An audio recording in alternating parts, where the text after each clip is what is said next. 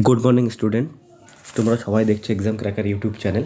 তো আজকে আমরা আলোচনা করতে চলেছি ডাব্লিউবিপি কনস্টেবল 2021-এর যে জিকেগুলো এসেছিলো সেগুলো সম্পর্কে। আর এটা আমাদের হতে চলেছে পার্ট 2, কারণ কালকে অলরেডি আমরা পার্ট 1টা ডিসকাস করেছিলাম।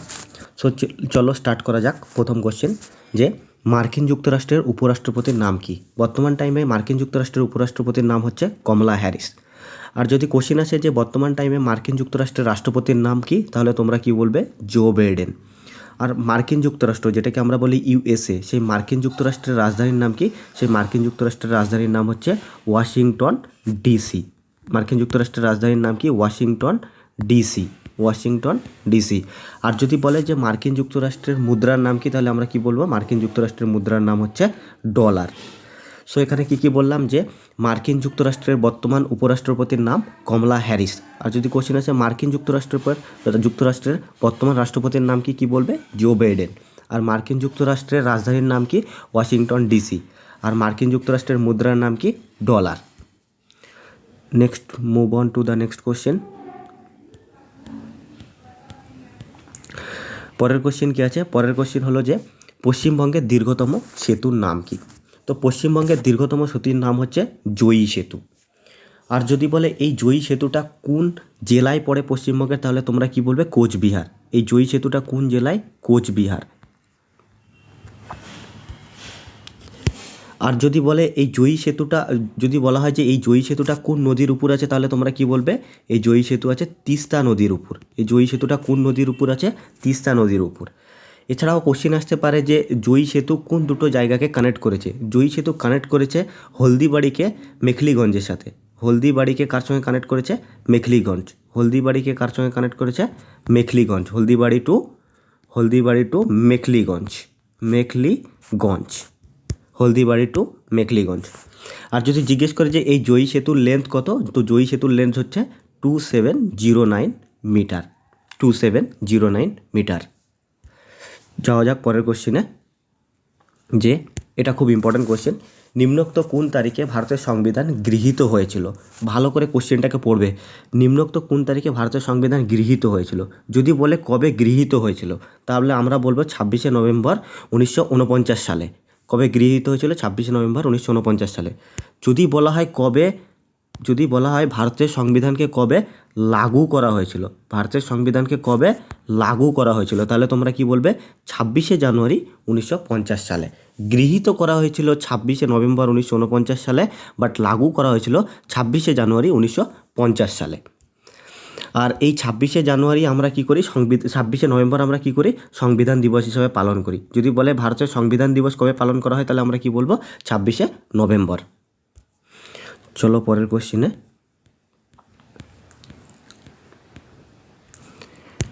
পরের কোশ্চেন হলো যে ভারতীয় জাতীয় কংগ্রেসের একমাত্র কোন অধিবেশনে মহাত্মা গান্ধী সভাপতিত্ব করেছিলেন? ভারতের জাতীয় কংগ্রেসের যতগুলো অধিবেশন হয়েছে, শুধুমাত্র একটাই অধিবেশন ছিল যেখানে মহাত্মা গান্ধী সভাপতিত্ব করেছিলেন। সেটা কোথায়? বেলগাঁও। আর যদি বলে এই বেলগাঁও সেশনটা কবে হয়েছিল, তো এই বেলগাঁও সেশন বা অধিবেশনটা হয়েছিল 1924 সালে। আর যদি জিজ্ঞেস করে যে এই বেলগাঁও প্লেসটা কোথায়, মানে এই বেলগাঁও জায়গাটা কোথায়, তোমরা কি বলবে? কর্ণাটক। তো ভারতের জাতীয় কংগ্রেসের একমাত্র সেশন কোনটা ছিল? বেলগাঁও, যেখানে মহাত্মা গান্ধী কী করেছিলেন? সভাপতিত্ব করেছিলেন। কবে করেছিলেন? 1924 সালে। আর যদি জিজ্ঞেস করে এই বেলগাঁওটা কোথায়, কোথায় বলবে? কর্ণাটক। যাওয়া যাক পরের কোশ্চেনে। পরের কোশ্চেন হলো নিম্নোক্ত কোন শাস্ত্রীয় নৃত্যশৈলীর নাম যে গ্রাম থেকে তার সৃষ্টি, তার নামে নামকরণ করা হয়েছে? তো এটা হলো কুচিপুড়ি। কুচিপুড়ি হচ্ছে অন্ধ্রপ্রদেশের একটা গ্রামের নাম। সেই কুচিপুড়ি গ্রামের নাম থেকেই এই শাস্ত্রীয় নৃত্যশৈলীটার নামকরণ করা হয়েছে। তো এখান থেকে কোশ্চেন আসতে পারে যে ভারতে মোট কতগুলো শাস্ত্রীয় নৃত্য আছে? যদি কোশ্চেন আসে ভারতে মোট কতগুলো শাস্ত্রীয় নৃত্য আছে, তোমরা কি বলবে? ভারতে মোট 8টি শাস্ত্রীয় নৃত্য আছে। যদি কোশ্চেন আছে ভারতে মোট কতগুলো শাস্ত্রীয় নৃত্য আছে, কি বলবে? যে 8টি শাস্ত্রীয় নৃত্য আছে। তার মধ্যে 4টা অপশনের মধ্যে দেওয়াই আছে। ডাইরেক্টলি এইভাবে কোশ্চেন আসে যে মোহিনীআট্টম কোথাকার শাস্ত্রীয় নৃত্য, কি বলবে? কেরালা। মোহিনীআট্টম কোথাকার শাস্ত্রীয় নৃত্য? কেরাল। মোহিনীআট্টম কোথাকার শাস্ত্রীয় নৃত্য? কেরালা। তারপরে এখানে ডি নাম্বার অপশন দেখছো কথাকলি। যদি জিজ্ঞেস করে কথাকলি কোথাকার শাস্ত্রীয় নৃত্য, এটাও কেরালার শাস্ত্রীয় নৃত্য। আর যদি জিজ্ঞেস করে কুচিপুড়ি কোথাকার শাস্ত্রীয় নৃত্য, কি বলবে? অন্ধ্রপ্রদেশ রাজ্যের শাস্ত্রীয় নৃত্য। আর ভারতনাট্যম যদি জিজ্ঞেস করে কোথাকার শাস্ত্রীয় নৃত্য কী বলবে? তামিলনাড়ু শাস্ত্রীয় নৃত্য। ডাইরেক্টলি জিজ্ঞেস করবে যে কোন শাস্ত্রীয় নৃত্যটা কোন রাজ্যের।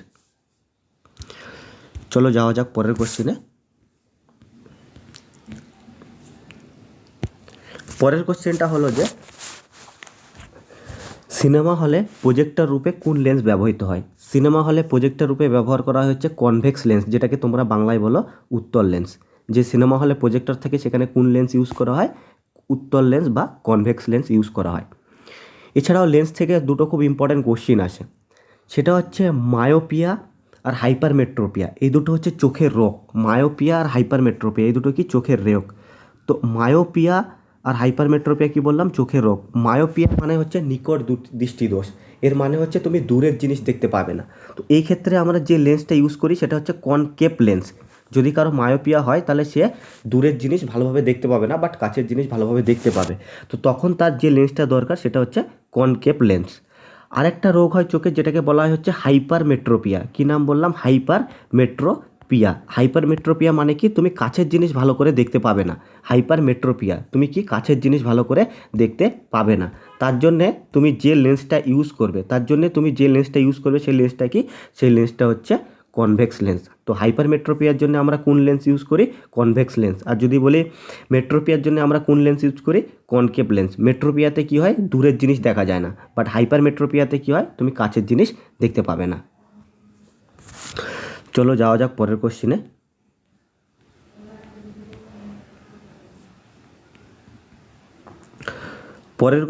পরের কোশ্চেন হলো যে এলপিজি সিলিন্ডারে নিম্নোক্ত কোন গ্যাস থাকে? এলপিজি সিলিন্ডারে বিউটেন, আইসোবিউটেন এবং প্রোপেন তিনটা গ্যাসই থাকে। এলপিজি সিলিন্ডারে কোন গ্যাস থাকে? বিউটেন, আইসোবিউটেন আর প্রোপেন। যদি তোমাদের জিজ্ঞেস করে এলপিজির ফুল ফর্ম কী, তাহলে কি বলবে? এলপিজির ফুল ফর্ম হচ্ছে লিকুইফাইড পেট্রোলিয়াম গ্যাস।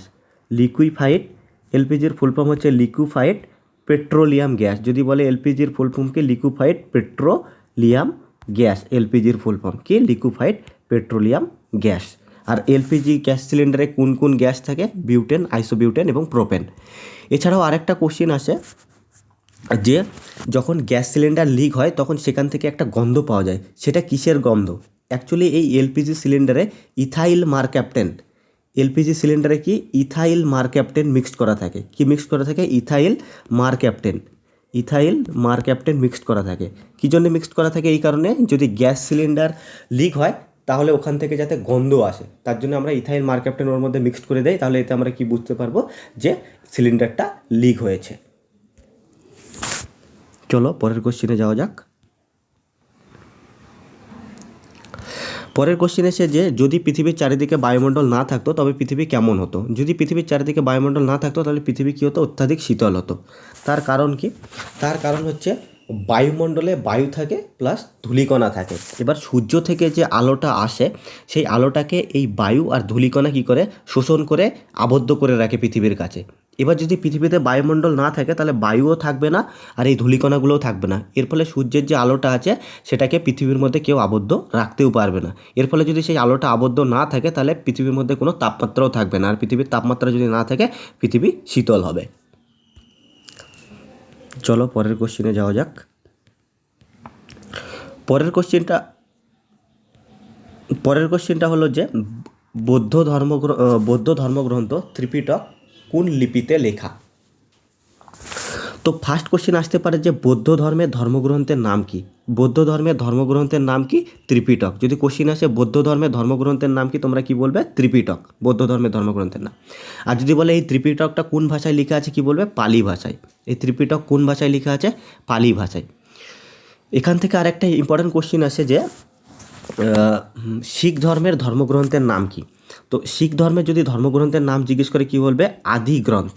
শিখ ধর্মের ধর্মগ্রন্থের নাম কি? আদি গ্রন্থ, বা এটারই আর এক নাম হচ্ছে গুরু গ্রন্থ সাহিব। যদি জিজ্ঞেস করে শিখ ধর্মের ধর্মগ্রন্থের নাম কি, কি বলবে? আদি গ্রন্থ। আর এই আদি গ্রন্থেরই আর এক নাম কি? গুরু গ্রন্থ সাহিব। আর যদি বলে এই আদি গ্রন্থটাকে কে কম্পাইল করেছিল বা কে লিখেছিল, তাহলে কি বলবে? গুরু অর্জুন দেব। এই আদি গ্রন্থটাকে কে লিখেছিল? কি বলবে? গুরু অর্জুন দেব। যে শিখ গুরু ছিল, একজন পঞ্চম শিখ গুরু, গুরু অর্জুন দেব, সেই গুরু অর্জুন দেব কী করেছিল? এই আদি গ্রন্থটাকে লিখেছিল। এই আদি গ্রন্থটাকে কে লিখেছিল? গুরু অর্জুন দেব। আর এই গুরু অর্জুন দেবকে একজন মুঘল সম্রাট হত্যা করেছিল। যে মুঘল সম্রাট এই গুরু অর্জুন দেবকে হত্যা করেছিল তার নাম কি? জাহাঙ্গীর। তার নাম কি? জাহাঙ্গীর। তো আমি কি বললাম? আমি বললাম যে বৌদ্ধদের ধর্মগ্রন্থের নাম কি? ত্রিপিটক। আর এই ত্রিপিটক কোন ভাষায় লেখা? পালি ভাষায়। তারপর বললাম আদি গ্রন্থ, এর আর এক নাম কি? গুরু গ্রন্থ সাহিব। এটা কার ধর্মগ্রন্থের নাম? শিখ ধর্মের ধর্মগ্রন্থের নাম। এই যে আদি গ্রন্থ বা গুরু গ্রন্থ সাহিব, এটা কে লিখেছিল? এটা লিখেছিল গুরু অর্জুন দেব। কততম শিখ গুরু? পঞ্চম শিখ গুরু। এবার যদি কোশ্চেন আসে যে গুরু অর্জুন দেবকে কে হত্যা করেছিল? গুরু অর্জুন দেবকে হত্যা করেছিল জাহাঙ্গীর, মুঘল সম্রাট জাহাঙ্গীর। চলো পরের কোশ্চেনে যাওয়া যাক। বলেছে নিম্নোক্ত কোন অঙ্গটি স্বয়ংক্রিয় স্নায়ুতন্ত্রের দ্বারা নিয়ন্ত্রিত হয় না? এটা হবে হৃদযন্ত্র বা হার্ট। এবার তুমি দেখতে পাচ্ছ এখানে চক্ষু বা আই লেখা আছে। এখান থেকে খুব একটা ফেমাস কোশ্চিন আছে, খুব ইম্পর্ট্যান্ট কোশ্চিন। সেটা হচ্ছে চোখের কোন অংশটা আমরা দান করি বা ডোনেট করি? চোখের যে অংশটা আমরা দান বা ডোনেট করি সেটা হচ্ছে কর্নিয়া। চোখের যে অংশটা আমরা দান বা ডোনেট করি সেটাকে কি বলে? কর্নিয়া। আর একটা কোশ্চেন দেখছ যে হার্ট, যার এই হার্ট নিয়ে যে পড়াশোনা করা, হার্ট নিয়ে যে আমরা পড়াশোনা করি সেই পড়াশোনাটাকে কি বলে? Cardiology, study of heart. মানে হার্টের পড়াশোনাকে আমরা কি বলি? Cardiology, study of heart. হার্টের পড়াশোনাটাকে আমরা কি বলি? কার্ডিওলজি। আর এখানে আরেকটা অপশন দেখছো গ্ল্যান্ড লেখা আছে। তো যেটাকে আমরা, আমাদের শরীরে অনেকগুলো গ্ল্যান্ড বা গ্রন্থি আছে, যেটাকে বাংলায় বলো। তো এই গ্ল্যান্ডগুলোর মধ্যে একটা গ্ল্যান্ড আছে যেটাকে আমরা কি বলি? মাস্টার গ্ল্যান্ড বা মাস্টার গ্রন্থি। তো যদি জিজ্ঞেস করে মাস্টার গ্ল্যান্ড বা মাস্টার গ্রন্থি কাকে বলে, তো আমরা কি বলবো? পিটুইটারি গ্রন্থি। পিটুইটারি গ্রন্থিকে কি বলা হয়? পিটুইটারি গ্রন্থি বা পিটুইটারি গ্ল্যান্ড, একে আমরা কি বলি? মাস্টার গ্ল্যান্ড বা মাস্টার গ্রন্থি। এই পিটুইটারি গ্ল্যান্ড বা পিটুইটারি গ্রন্থিকে আমরা কি বলি? মাস্টার গ্ল্যান্ড বা মাস্টার গ্রন্থি। চলো পরের কোশ্চেনে যাওয়া যাক।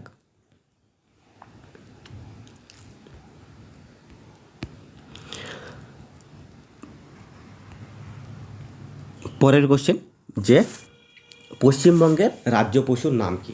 যদি জিজ্ঞেস করে পশ্চিমবঙ্গের রাজ্য পশুর নাম কি, তোমরা কি বলবে? মেছো বেড়াল। আর যদি জিজ্ঞেস করে পশ্চিমবঙ্গের রাজ্য ফুলের নাম কি, কি বলবে? শেফালি। কি বলবে? শেফালি।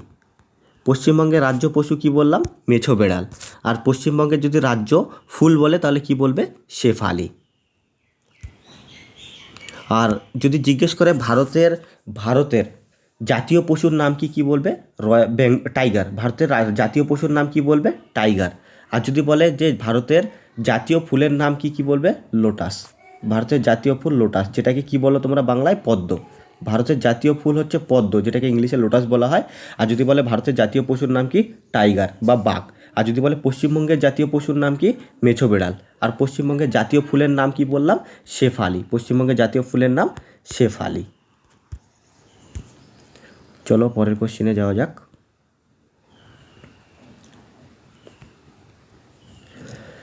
পরের কোশ্চেনটা হলো সিন্ধু সভ্যতার উল্লেখযোগ্য বন্দর কোনটি ছিল? সিন্ধু সভ্যতার উল্লেখযোগ্য বন্দর ছিল লোথাল। সিন্ধু সভ্যতার উল্লেখযোগ্য বন্দর কোনটি ছিল? লোথাল। আর যদি বলে লোথাল কোন রাজ্যে, কি বলবে? গুজরাট। সিন্ধু সভ্যতার উল্লেখযোগ্য বন্দর কোথায় ছিল? লোথাল। আর যদি বলে লোথালটা কোন রাজ্যে, কি বলবে? গুজরাট। এছাড়াও বি অপশানে দেখতে পাচ্ছ কালীবঙ্গান লেখা আছে। যদি বলে কালীবঙ্গান কোথায়, বলবে রাজস্থানে। কালীবঙ্গানটা কোথায়? রাজস্থানে। আর এখানে কি পাওয়া গেছিলো? চুড়ি। কি পাওয়া গেছিলো? চুড়ি। যদি বলে চুড়ির খোঁজ কোথায় পাওয়া গেছিলো? কালীবঙ্গান। এটা কোথায়? রাজস্থানে। আর একটা দেখতে পাচ্ছ সুরকোটরা বা সুরকোটরা। এই সুরকোটরাটা কোথায়? এই সুরকোটরাটা হচ্ছে গুজরাটে। এখানে হচ্ছে ঘোড়ার খোঁজ পাওয়া গেছিলো। কিসের খোঁজ পাওয়া গেছিলো? ঘোড়ার খোঁজ। যদি বলে সিন্ধু সভ্যতার কোন সাইডে ঘোড়ার খোঁজ পাওয়া গেছিলো, কি বলবে? সুরকোটরা। যদি বলে সিন্ধু সভ্যতার কোন সাইডে, যদি বলে সিন্ধু সভ্যতার কোন সাইডে তোমরা চুরির খোঁজ পেয়েছিলে, সিন্ধু সভ্যতার কোন সাইডে চুরির খোঁজ পাওয়া গেছিলো, কি বলবে? কালীবঙ্গান। আর সিন্ধু সভ্যতার উল্লেখযোগ্য বন্দর কোনটি ছিল? লোথাল। আর এই যে ধোলাভিরা দেখছো, এই ধোলাভিরাটা যদি জিজ্ঞেস করে কোন রাজ্যে, বলবে গুজরাট। আর ধোলাভিরা কিসের জন্য ফেমাস? এখানে উন্নত মানের জল ব্যবস্থাপনা সিস্টেম ছিল। ধোলাভিরায় কী ছিল? উন্নত মানের জল ব্যবস্থাপনা সিস্টেম। আর এই ধোলাভিরাটা কোথায়? এই ধোলাভিরাটা হচ্ছে গুজরাটে।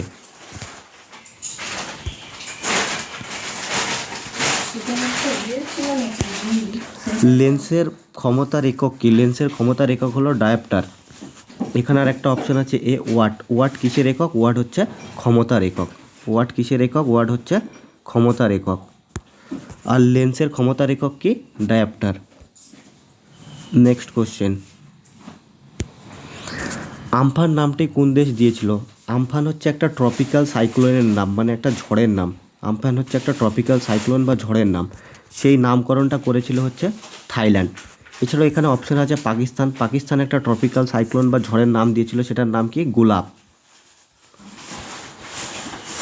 এছাড়াও অপশনে আছে বাংলাদেশ, বাংলাদেশে একটা ট্রপিক্যাল সাইক্লোনের নাম দিয়েছিল, সেই ট্রপিক্যাল সাইক্লোন বা ঝড়টার নাম কি? বিপর্যয়।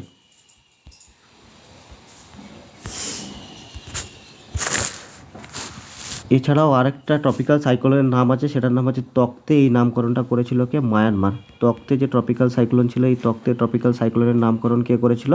মায়ানমার। পরের কোশ্চেন,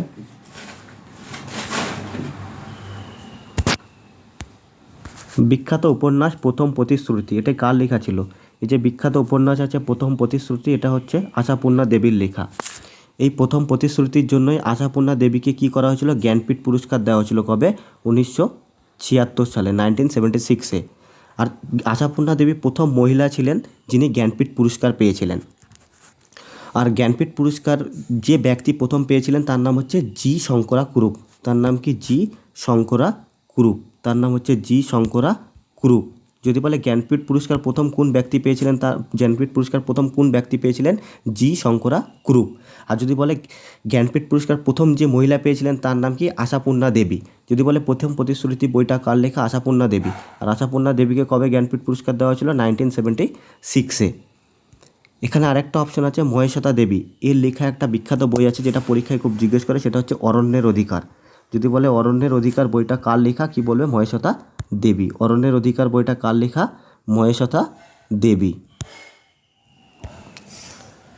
চলো পরের কোশ্চিনে,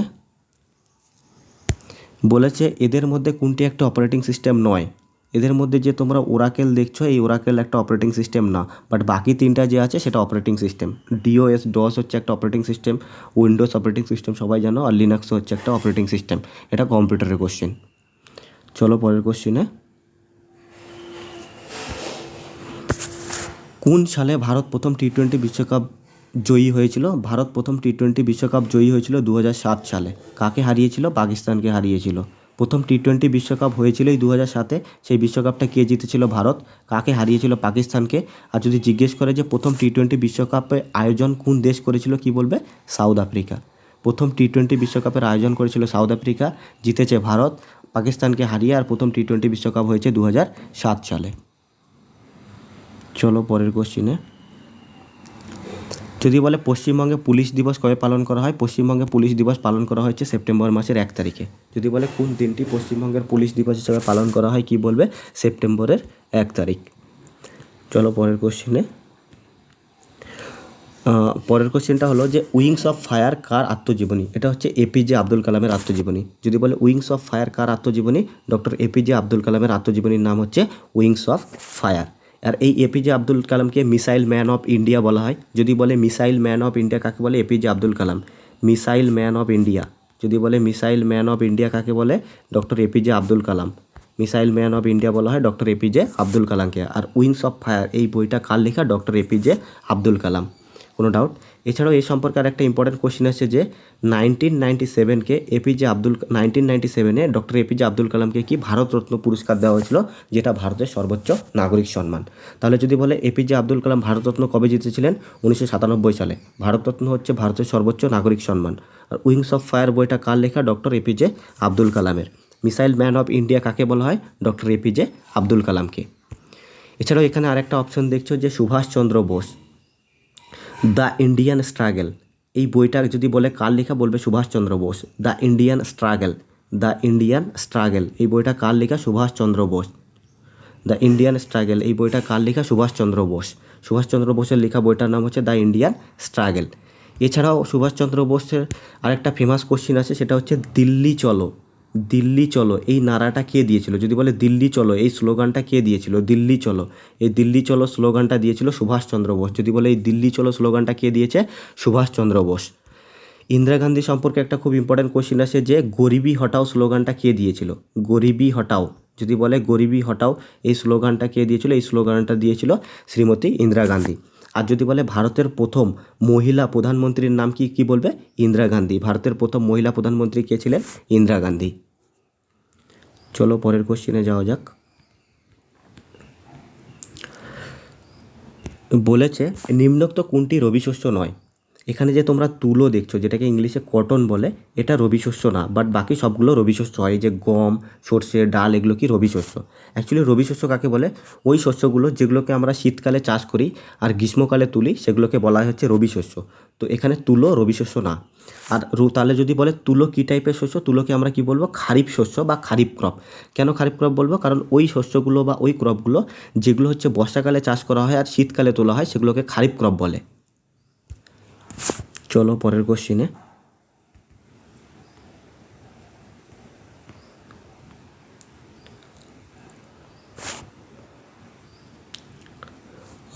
পরের কোশ্চিন হচ্ছে যে কোন দেশ রাষ্ট্রসংঘের নিরাপত্তা পরিষদে 2021 সালের আগস্ট মাসে সভাপতি রূপে নির্বাচিত হয়েছে? এটা অ্যাকচুয়ালি কারেন্ট অ্যাফেয়ার্সের কোশ্চেন। তো 2021 সালে আগস্ট মাসে সভাপতি রূপে নির্বাচিত হয়েছেন রাষ্ট্রসংঘের নিরাপত্তা পরিষদে ভারতবর্ষ। তো এটাই, এই যে রাষ্ট্রসংঘের নিরাপত্তা, এটাকেই ইংলিশে বলে UNSC, United Nation Security Council, রাষ্ট্রসংঘের নিরাপত্তা পরিষদ। ইংলিশে বলে ইউনাইটেড নেশন সিকিউরিটি কাউন্সিল, বাংলায় বলে রাষ্ট্রসংঘের নিরাপত্তা পরিষদ। এই ইউএনএসসি সদর দপ্তর যদি জিজ্ঞেস করে কোথায়, বলবে নিউ ইয়র্ক। New York. যদি ইউএনএসসি, ইউনাইটেড নেশন সিকিউরিটি কাউন্সিলের সদর দপ্তর জিজ্ঞেস করে কোথায়, বলবে নিউ ইয়র্ক। আর ইউএনএসসির বর্তমান সেক্রেটারি জেনারেলের নাম যদি জিজ্ঞেস করে, কি বলবে? অ্যান্টোনিও গিউটেরাস। অ্যান্টোনিও গিউটেরাস। এটা এবছরই ফুড এসআই এসেছিল। অ্যান্টোনিও গিউটেরাস। অ্যান্টোনিও গিউটেরাস। চলো পরের কোশ্চেনে যাওয়া যাক।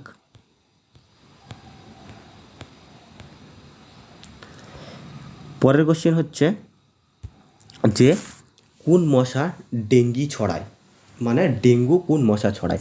যে মশা ডেঙ্গু ছড়ায় সেই মশাটার নাম হচ্ছে এডিস। যদি বলে কোন মশা ডেঙ্গু ছড়ায়, সেই মশার নাম কি?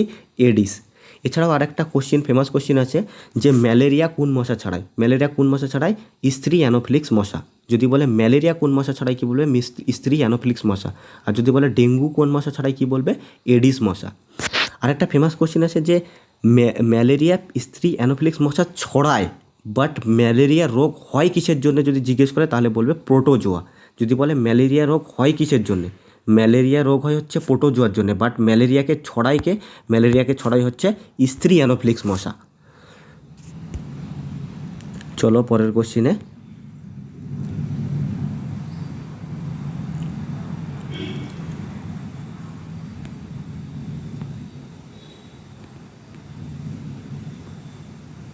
যে কেরালায় নতুন ফসল তোলার উৎসব কী নামে পরিচিত? যে কেরালায় যে নতুন ফসল তোলার উৎসব আছে, ওটা হচ্ছে ওনাম নামে পরিচিত। তো ডাইরেক্টলি কোশ্চেন আসে যে ওনাম কোথাকার উৎসব? কেরালা। এছাড়াও খুব ফেমাস উৎসব যেটা হচ্ছে বিহু, বহুতবার পরীক্ষায় জিজ্ঞেস করেছে। যদি বলে বিহু কোথাকার উৎসব, কি বলবে? আসাম। যদি বলে বিহু কোন রাজ্যের উৎসব? আসাম। এটাও ফসল কাটার উৎসব। আর যদি বলে বৈশাখী কোথাকার উৎসব, কি বলবে? বৈশাখী হচ্ছে পাঞ্জাবের উৎসব। যদি বলে বৈশাখী ভারতের কোন রাজ্যের উৎসব, কি বলবে? পাঞ্জাবের। বিহু কোথাকার? আসামের। আর যদি জিজ্ঞেস করে ওনাম কোথাকার উৎসব, তাহলে কি বলবে? কেরালা। চলো পরের কোশ্চিনে।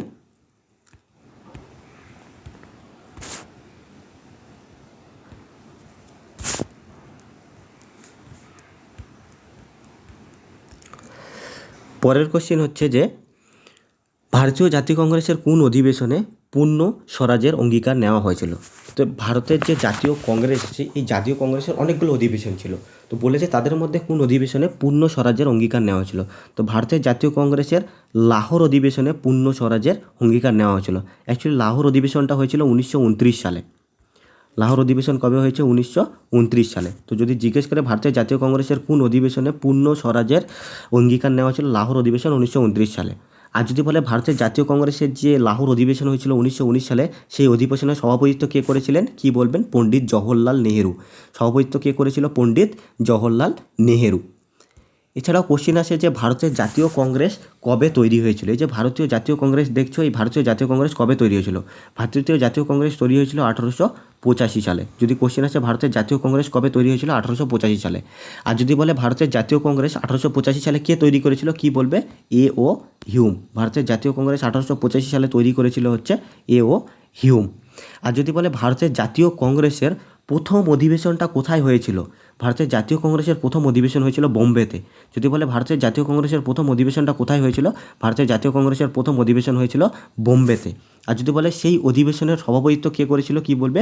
উমেশচন্দ্র ব্যানার্জি। কি বলবে? উমেশচন্দ্র ব্যানার্জি। তাহলে কি কি বললাম, যে ভারতের জাতীয় কংগ্রেস কবে তৈরি হয়েছে? 1885 সালে। কে তৈরি করেছে? এ.ও. হিউম। তারপর কি বললাম, যে ভারতীয় জাতীয় কংগ্রেসের প্রথম অধিবেশনটা কোথায় হয়েছিল? বোম্বেতে। কে করিয়েছিল? উমেশচন্দ্র ব্যানার্জি। আর ভারতের জাতীয় কংগ্রেসের প্রথম অধিবেশনটা হয়েছিল কবে? 1885 সালে। চলো পরের কোশ্চেন। না, এই কোশ্চেনে আরেকটা অপশন দেখো, যে এখানে লেখা আছে হরিপুরা 1938 সালে। এই যে 1938 সালে যে কংগ্রেসের সেশন, এটা কোথায় হয়েছিল? হরিপুরাতে। এই সেশনের সভাপতিত্ব কে করেছিলেন? নেতাজি সুভাষচন্দ্র বোস। নেতাজি সুভাষচন্দ্র বোস। যদি বলে নেতাজি সুভাষচন্দ্র বোস কংগ্রেসের কোন অধিবেশনে সভাপতিত্ব করেছিলেন? হরিপুরা অধিবেশন। কত সালে? 1938 সালে। চলো পরের কোশ্চেনে। বলেছে এদের মধ্যে কোনটি শক্তির একক না? এদের মধ্যে যে পাস্কেল দেখছো, এই পাস্কেলটা শক্তির একক না। পাস্কেল কিসের একক যদি বলে? পাস্কেল হচ্ছে চাপের একক। পাস্কেল কিসের একক? চাপের একক। আর যে তুমি আর্ক দেখছো, জুল দেখছো, ক্যালোরি দেখছো, এগুলো হচ্ছে শক্তির একক। অ্যাকচুয়ালি শক্তি কি? আমাদের যে কাজ করার ক্ষমতা, অ্যাবিলিটি টু ডু ওয়ার্ক, এটাকেই আমরা বলি হচ্ছে এনার্জি বা শক্তি। চলো পরের কোশ্চেনে। যে গুপ্ত সাম্রাজ্যের সরকারি ভাষা কী ছিল? যদি জিজ্ঞেস করে গুপ্ত সাম্রাজ্যের সরকারি ভাষা কী ছিল, কি বলবে? সংস্কৃত। গুপ্ত সাম্রাজ্যের সরকারি ভাষা ছিল সংস্কৃত। আর যদি বলে গুপ্ত সাম্রাজ্যের প্রতিষ্ঠাতাকে, তাহলে কি বলবে? শ্রীগুপ্ত। গুপ্ত সাম্রাজ্যের প্রতিষ্ঠাতা হচ্ছে শ্রীগুপ্ত। আর গুপ্ত সাম্রাজ্যের সরকারি ভাষা ছিল সংস্কৃত। তো আমাদের ক্লাসটা এখানেই শেষ করলাম। পুরো 100টা কোশ্চেন WBP প্রিলিমস 2021 সালে যে এসছে আমাদের কমপ্লিট হয়ে গেছে। এটা ছিল পার্ট 2। যদি তোমাদের ক্লাসটা পছন্দ হয় তাহলে ভিডিওটা লাইক করে দেবে এবং তোমাদের বন্ধুদের মধ্যে শেয়ার করে দেবে, আর বেল আইকনটা দাবিয়ে নেবে বা প্রেস করবে। Thank you.